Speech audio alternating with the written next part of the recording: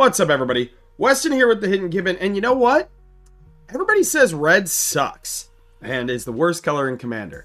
So it got me to thinking and deep diving in here. Is that true? And then I started thinking about the other colors. So today we're gonna gather my thoughts here on each color, and we're gonna give them a grade, okay? And I'm gonna give 4 different grades for each color today. How powerful the colors are at low, mid, high, and then as a support color, okay? And we're going to do this like a teacher. Although I'm not as cool as a professor, we're going to do A, B, C, D, F, okay? Just solid grades, no pluses and minuses here.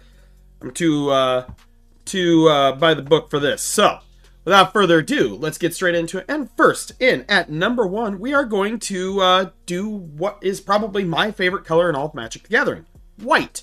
So, what's white got going for it? Well, let's be real honest here. White used to be dog water in Commander, right? It had its mass removal, it had some spot removal, but it had poopy creatures that were 1,000,000 mana. Oh god, I can't tell you how long it would take me to get things. It had very, very little in the way of ramp, right? Like, it was pretty much just Tithe, Gift of Estates, and land tax.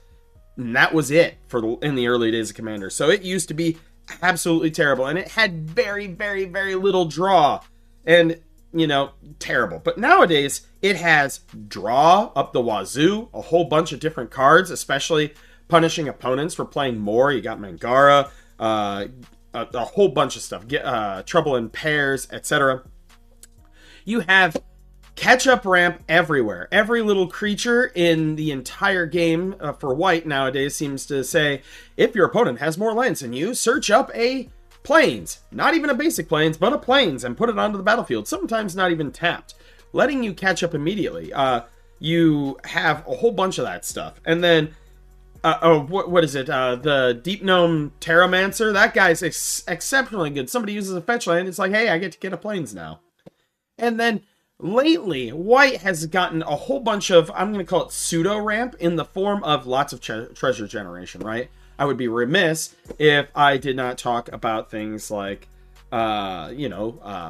Smothering Tithe, right? The big thing in the format. And then we have a whole bunch of budget draw and treasure options like Smuggler's Share, Monologue Tax, etc.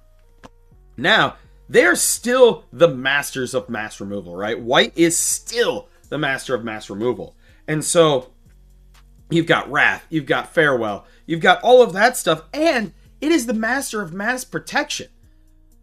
It's got itself to a T-Pro, right? You've got Flare of Fortitude. You got many other cards that just give all of your cards indestructible, untargetable, hexproof. You got Rootborn defenses. You have Unbreakable Formation, all of that stuff, and it still has some of the best spot removal in the game, right? We still have Swords to Plowshares, we still have Path to Exile, we have the new one from Strixhaven, which I opened, but I can't remember, I think it's a Road, and a whole bunch of other ones that target based on creatures' power and toughness, which still isn't the worst possible thing imaginable. And so, how does it stack up in Commander, right? Well, at low tiers, I think it's a B, right? Because a lot of its high-end tools should probably only see play in like mid to high bracket 3 and then in bracket 4, right? You got your Smothering Tithe and T-Pro and Farewell are all game changers. So those go into bracket 3 and bracket 4. But at bracket 2, you still have a fair amount of catch-up ramp. You still have a fair amount of janky spot removal tools, and you still have 157,942,342,000,000 and 1 mass removal spells. Some of my favorites are like Doomscar and Original Wrath. And, you know, it's just very well-rounded at this, so I'm going to give it a B at low levels, right? It doesn't have its high-end tools, but it does have its good low-end tools. For mid-range, so we're going to say this is like your bracket 3. I'm going to say it's an A. This is where it gets all of its high-end tools, its really powerful cards, and this is where it really shines. Especially if you are a stacks player, you can just bog somebody down into a quagmire. Oh man, just very, very strong. And then at high end, I'm going to still give it an A because its high-end cards scale very well, right? You can still do a lot of very good things with white at bracket 4. Now, as a support color, I'm going to give it a B, because generally speaking, it as a support color, you see the same cards every time. You see the Trouble in Pairs, you see the Smothering Tithes, the swords, and things like that, right? You don't see a whole lot of its other tools getting used in support. So I am going to put this at a B, but that still is 2 Bs and 2 As, right? That's still fairly strong. Next, we have the master of the big Chungus creatures itself and the ramp, Green. Now, Green, as I just mentioned, is the master of ramp in Magic the Gathering, right? It is able to plop out 74 trillion lands in very quick succession. I have an Azusa Lost But Seeking deck. We can also call it the most boring and generic deck of all time because it does a thing very, very well, and it does it very fast. And it just plays a whole bunch of lands. At low power, I actually think that Green is much stronger than it is at high power. Some drawbacks for it are that its removal kind of sucks. It's one trick pony of, unless you're running things like Beast Within, some of the enchantments that turn things into Elks or Tree Folk, your removal is essentially bogged down to fight spells and bite spells, and those are very situational. If your big Chungus creature gets removed, or if all you have is a mana dork, that fight spell isn't going to do jack for you. It does have some really good draw effects, especially at lower brackets, and even at some higher to mid-tier brackets, depending on how you can get things out. It also, I think that this color has inverse scaling. The higher up the bracket system you get, the worse it gets. And so let's get into the rating, shall we? So at low tier, I actually think that Green is A. I think that Green at low tier is probably the strongest. At bracket 2, etc., it's got not a whole lot of game changers. You don't need to use its game changers, right? Like my Azusa Lost But Seeking deck runs one singular game changer in it, and that is Natural Order. If I take that card out, it has 0 game changers in it whatsoever. If I take the Vorinclex Voice of Hunger out, then it doesn't even have any land mess with stuff. And that card, or I can guarantee you that deck can still beat bracket 4 decks because I have, without those cards in there. And so Green, like, if that is the top end for Green, like even without game changers, that means it can be very, very strong. Ramp is so good. You can drop a Gigantosaurus out there and start beating people to death if you drop a Rancor on it, right? At mid tier, I would say it starts to get to B. Its ramp is very strong. However, unless you have things really tuned and have specific strategies in mind, you're going to start to waver. You still have your Elf Ball Crater Hoof style combo deck, and that is still pretty solid, but it is more susceptible at higher tiers because there's a lot more efficient removal out there. People start to mess with you a whole lot more. And then at high tier, I'm going to give it a C. A C because it, like I said, I can win at bracket 4 with my Azusa deck, but that deck is exceedingly tuned. And it can hang a little bit, but it doesn't have the amount of tools in its kit to be well-rounded, right? For a mono green deck, I don't have a whole lot of counter magic unless I'm playing Life Force and my opponent has black. It doesn't have the same types of efficient draw as some others, and although it does have ramp, it's more niche with its treasure generation unless you're playing things like Old Gnawbone. And overall, just And then its support, D. By the way, this is not counting Gaia's Cradle. Gaia's Cradle is a land, and although it does add green, I am not counting it in the green category. I'm counting no lands in their color category.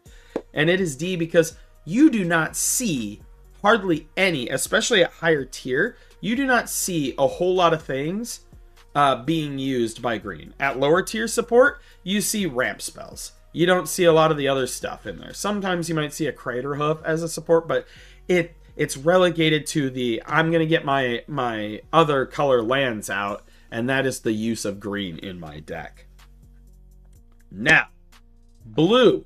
Blue out here, everybody thinks that blue is the most powerful color in Magic the Gathering. And you know what? I would say in certain formats, in certain tiers, you are absolutely correct. Blue's got a lot going for it. It's got draw, but lately, every other color has draw. Well, not as much in red. Red's more the loot draw.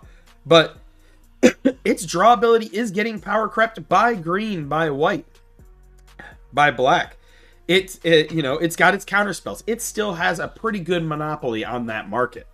Some colors have some counter spells, but not nearly as good or efficient as your top end ones, your Force of Wills, Fierce Guardianships, Pact of Negations. Unfortunately, blue has some traditionally weak creatures, right? When you think of like the absolute juggernauts of creatures, you don't really think of blue. Now, it does have some really good combo creatures like Urza, right? But not a lot of really big powerhouses. And it's got combo. It's got a really, really high ceiling, right? And its cards, its power cards, are synonymous with the format. You have Rhystic Study, you have Force of Will, Fierce Guardianship, Pact of Negation. You have Mystic Remora, right? Like you have all Mana Drain, all of these things. And it scales extremely well with power. So, where does it rank? At low tier, I actually think it's C.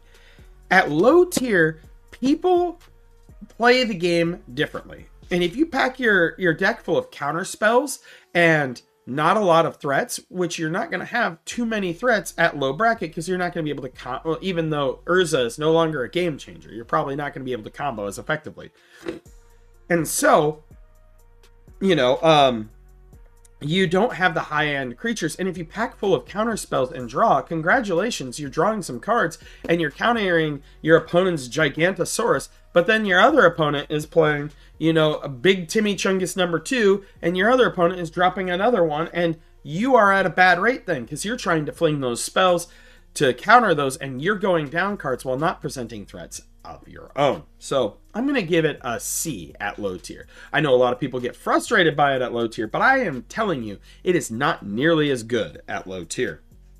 At mid tier is where it starts to, pick up and shine. You can play Mystic Remora. You start to get a lot more access to your counter spells at mid tier, bracket 3, low bracket 4. You have your game changers in there, so you can throw Rhystic Study in there. Cyclonic Rift, right? Fierce Guardianship. Those are where you're going to get a whole bunch of that high-end utility out of there. Like, Rhystic isn't great at low tier because somebody's just going to have 10 trillion lands out there. But at higher tier, when people are trying to be tight and efficient, it is an excellent, excellent card. Your Mystic Remora gets better. All of that good stuff. At high tier, obviously, it is an A. It has very, very good high-end tools. Hell, a lot of them are just staples in CEDH, right? If those are the high-end tools, those are there. And as a support color, it is an A. Throwing counter magic and throwing draw into your decks, throwing a Rhystic Study in just automatically upgrades it, gives it a power-up like he's Mario hitting a mushroom, right? Just brup, brup, brup. Fantastic. Next, we have black. So black is actually my second favorite color in Magic. It is, the master of spot removal. Although white has the super, super high power single drop removal, your path, your sword, your erode.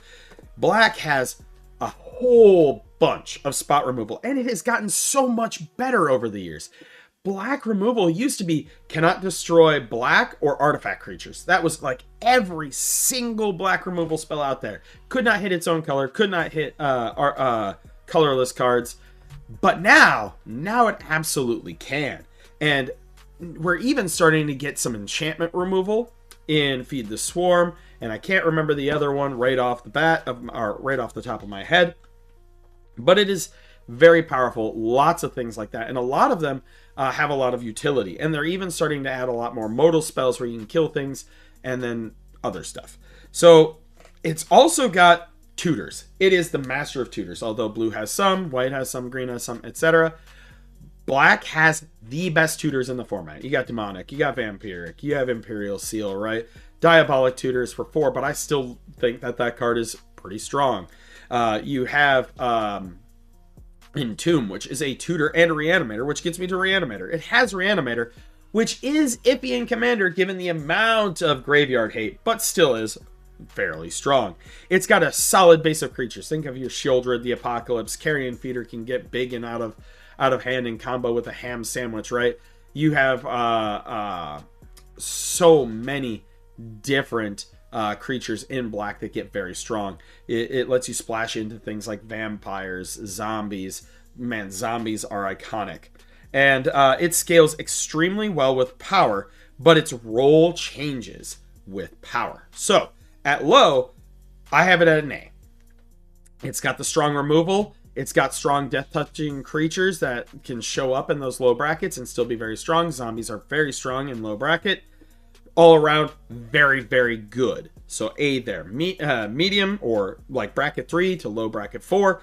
Still an A. This gives you access to those tutors. It gives you access to Orcish Bowmasters, Bolas's Citadel. You know, you have all of the combo potential. You have the big bomb spells like Torment to Hailfire that start showing up there. You should not play that card in bracket 2. I'm telling you right now, if you do, please stop doing it. It's not a bracket 2 card, even if it's not a game changer. But very strong there. Bracket 4 starts to, it's really good again. And this is where you start to see the shift, where it goes from being a primary color full of tons and tons of removal to where it's an ancillary color, where you're mainly running it for its tutors and its utility creatures, your Bolas's Citadels, your Ad Nauseums, your Orcish Bowmasters. And then as a support color, it's an absolute A. You can always pack removal. You can always pack a bomb spell in there. You can always pack tutors. I personally don't like playing a lot of tutors. I don't know why, but I don't play a lot of them. Some of them are super expensive. That's part of the reason. But, you know, as a support color, it's just so good. You can pack so many different things in to it. And then we have red. Now, I know what you're thinking. Every single MTG content creator under the sun is going to tell you that red is the worst color in Commander. And I'm going to tell you, that's true at high bracket. I do think that's true at high bracket. But what has red really got going for, right? Well, it's got some good low power typals, right? It's got goblins. Goblins are nothing to bulk at. You can make a bracket 2 goblin deck that just blobs all over the ground, kind of like elves. It's got dragons, one of the most iconic creature types in all of Magic. And yes, a lot more dragons are now multicolored, but you still have a lot of red dragons that are very strong. It's got treasures. Although many colors now can just plop out of trillion treasures, right? Like you have Old Gnawbone in green. You have every other card in white nowadays that like poop out treasures. You have most treasure effects in red, right? You have your Ragavan, your Professional Facebreaker. You have the pickaxe, the red pickaxe, whatever it is that makes a treasure. Brass's Bounty. All the discard draw to create a treasure. You have Ancient Copper Dragon. You have Cavern Horde Dragon, things like that. Lots of treasures. But the problem is that at the high end, it has way less tools, right? You don't have the same amount of tools at high end. And so at low, I'm going to give it an A. Goblins, dragons, big explosive burn spells. You can still get there and do very well. You can run Chandra Typal and still get there. At mid-tier is where we already start to fall off. And now you can have a really good deck. My friend Jason has a high bracket 4 deck that is Norn the Wary, and just it can slap the bejesus out of a lot of bracket 4 and even CDH decks. But it's also a $15,000 deck, right? He's packed a lot of power into it. At high tier, C again. This is where it starts to shift roles really hard. And then at support, I have B. And this is why, because at these high tiers and in support, you're only going to see Gamble and Jessica's Will and Underworld Breach, right? And things like that. Those support ancillary cards where their only purpose is to get you your combo or to activate your combo for the win. And so that is where it sits. But those have been my thoughts. They're all my thoughts. I know they can probably differ from yours, and you'll probably roast me in the comments down below. Let me know where you think that these colors rank on the in each of these sections. Let me know if you like my discussion videos. If you think that I'm doing a good job, feel free to subscribe. We're on our way to 2,000 subscribers, which is really cool. But yeah, As always, I'm Weston with the Hidden Gibbon, and I hope you all have a wonderful day.